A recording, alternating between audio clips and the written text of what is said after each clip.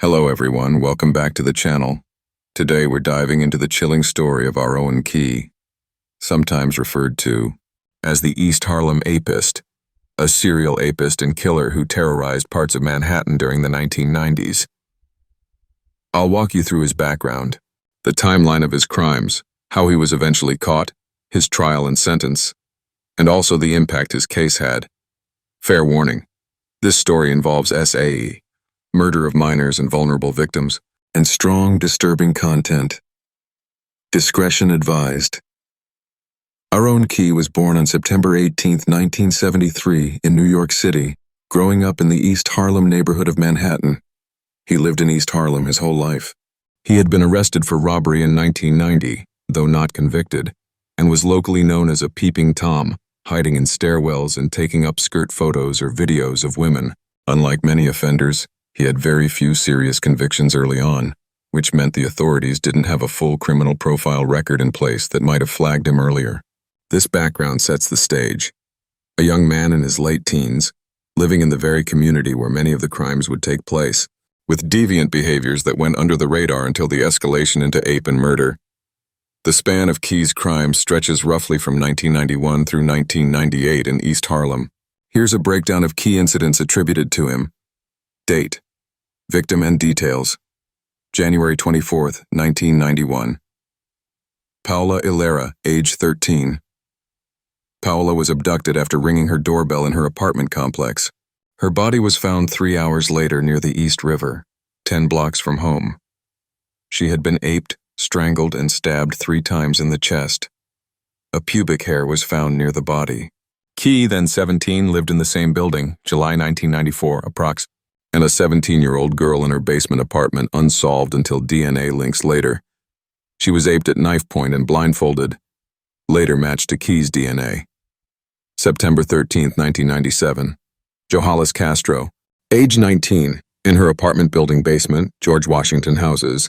She was aped, smothered, and her body was set on fire, while she may have still been alive. Phone records showed Castro calling a man named Arhon Kee. June 2, 1998. Rashida Washington, age 18. She lived in the same apartment complex as Paula Ilera. She was aped and murdered. Body found in a 15th floor stairwell. September 25th and November 16, 1998. 2 teenagers, ages 15 and 14, ape victims. These apes increased community fear and pushed authorities to link them as part of a pattern. Some other ape cases from 1995-96 and a 1992 ape were later linked by DNA. Key observations about the pattern. Victims were young females, often minors or very young adults. Crimes took place in East Harlem apartment buildings, stairwells, basements, or sequestered spots in the same community. Methods varied: rape, strangulation, smothering, stabbing, even setting fire to a victim's body, in the Castro case. He lived in or near the same apartment complexes as some of his victims, E or G, Paula Ilera. There was escalation, from voyeurism, peeping to ape, to murder. 3. Investigation and capture.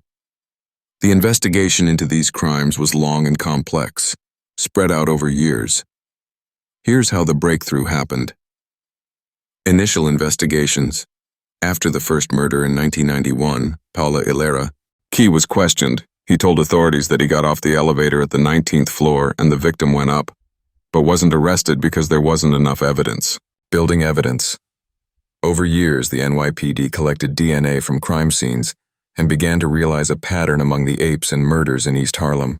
For example, the DNA from Rashida Washington's murder was tested and matched to 2 other Manhattan ape victims from 1995-96. Wanted poster tip. A sketch of the suspect, based on victim descriptions, was distributed in East Harlem. A telephone tip identified a man known as Ace living on the 19th floor of Paula Ilera's building. That man was Kee, monitoring surveillance. Police installed a hidden camera outside his apartment. They also noted that during the surveillance period, a baseball cap and hoodie left during one rape investigation had laundry tags tied to a dry cleaner the suspect's mother used. Wikipedia arrest in Florida.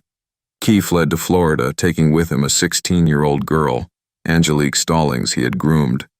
investigators tracked him to the Sun Hotel in Miami. On February 19, 1999, Miami police arrested him and found Stallings safe. DNA from trash. Kee refused to provide a DNA or fingerprint sample, citing his Jehovah's Witness religion, according to prosecutors.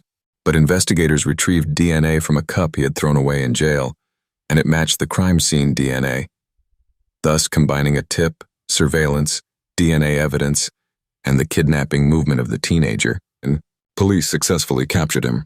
Trial, conviction, and sentence. Once in custody, the case moved to trial. Key points.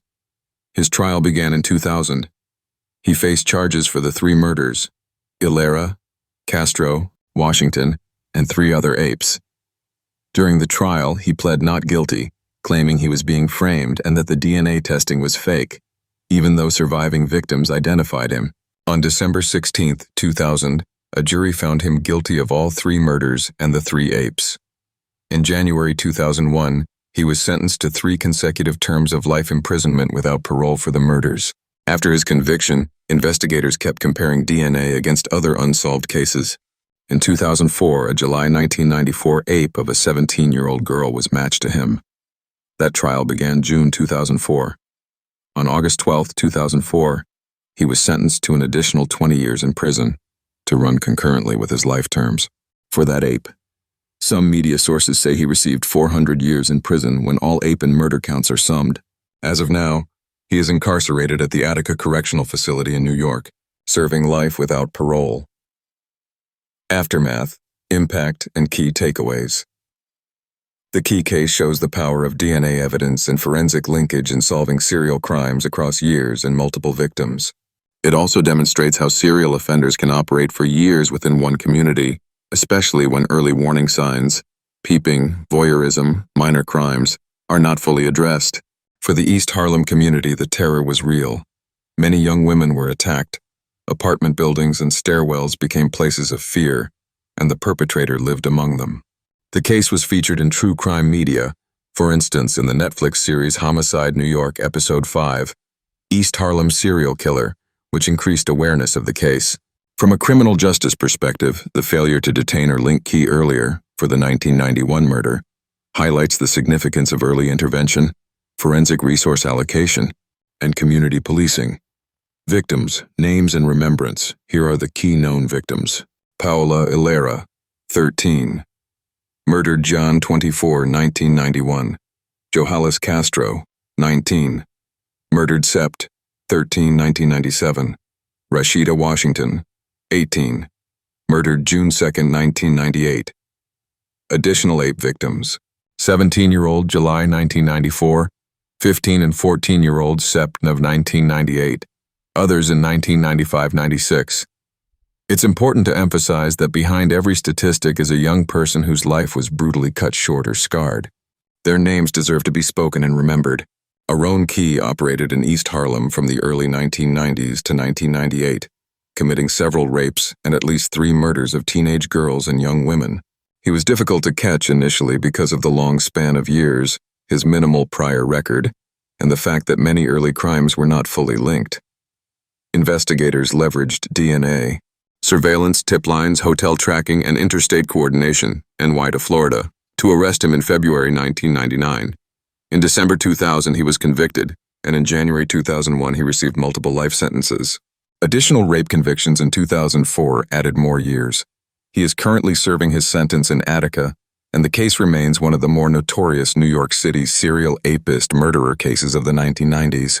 The victims' stories remind us that the statistics are lives. The community remembers. Forensic advances change the outcome, but many questions linger, especially how early warning signs were missed or unacted upon. In the end, the story of Arhon Kee isn't just the tale of a serial predator finally brought to justice. It's a reminder of the countless lives forever altered by one man's violence. East Harlem in the 1990s was a community living under the shadow of fear, not knowing that the monster responsible for so much pain lived just floors away, walked the same hallways, rode the same elevators. But what ultimately stopped him wasn't luck. It was the persistence of investigators, the courage of survivors, the evolution of forensic science, and a community that refused to stay silent. The names of Paula Hilera, Johalis Castro, Rashida Washington, and the many survivors deserve to be remembered far more than the man who stole so much from them. Their stories stand as a testament to resilience and a warning about the dangers of ignoring early signs of predatory behavior. Kee may spend the rest of his life behind bars, but the scars he left behind serve as a call for vigilance, for awareness, and for better protection of vulnerable communities. As we close this chapter, let it not be just another true crime story. Let it be a reminder that justice, though sometimes slow, can prevail, and that every victim deserves to be seen, heard, and remembered.